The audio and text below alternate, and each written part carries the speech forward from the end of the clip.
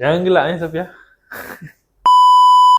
Korang nak angkat tangan pun sakit, nak pakai baju pun struggle. Okay, kena hati-hati sebab tu mungkin frozen shoulder.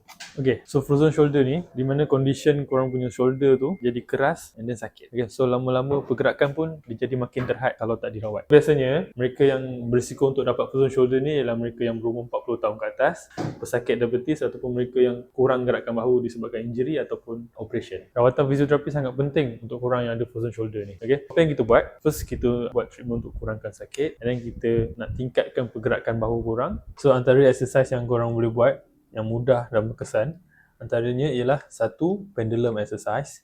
Okay. Yang kedua, korang boleh buat wall climber. Yang ketiga, korang boleh buat towel stretch guna tuala.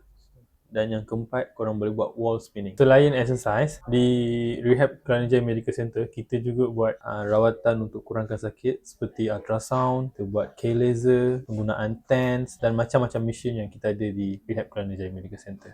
Kalau anda ada simptom macam ni ataupun baru lepas didiagnose oleh doktor as a frozen shoulder, korang boleh datang ke rehab kami. Okay? Sebab rehab bukan untuk atlet, rehab untuk semua.